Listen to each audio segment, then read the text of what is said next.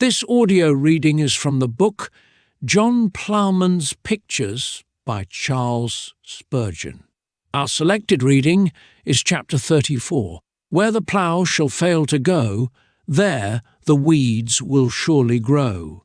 In my young days, farmers used to leave broad headlands, and, as there were plenty of good-for-nothing hedges and ditches, they raised a prime crop of weeds, and these used to sow the farm and give a heap of trouble.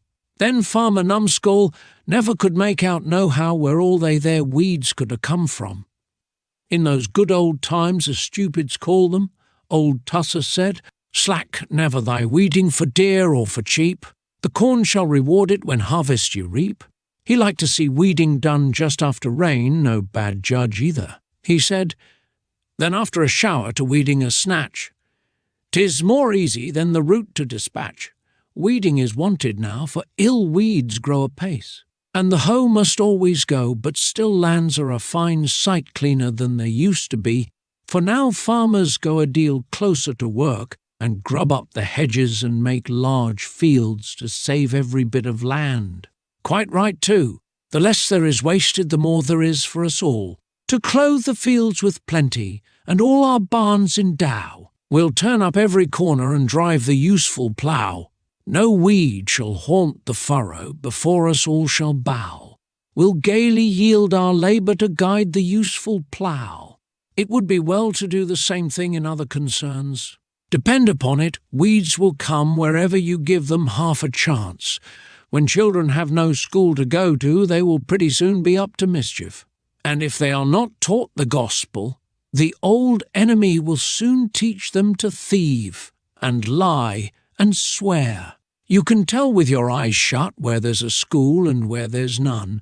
Only use your ears and hear the young ones talk. So far goes the plough, and where that leaves off the docks and the thistles begin, as sure as dirt comes where there's no washing, and mice where there are no cats. They tell me that in London and other big towns vice and crime are sure to spread where there are no ragged schools and Sunday schools, and I don't wonder.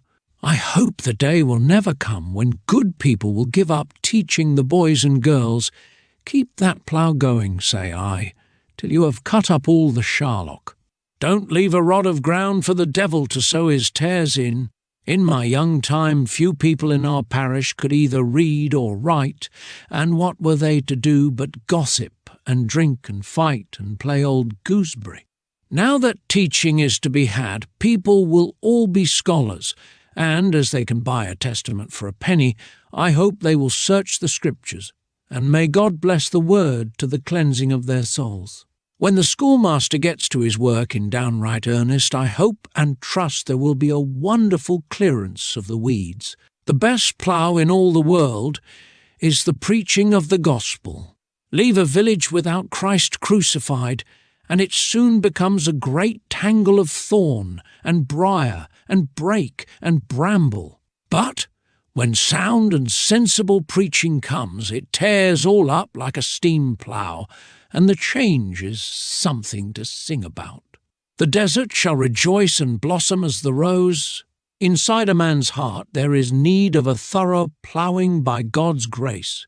For if any part of our nature is left to itself, the weeds of sin will smother the soul. Every day we have need to be looked after, for follies grow in no time and come to a great head before you can count 20. God speed the plough. This concludes chapter 34. Thank you for listening.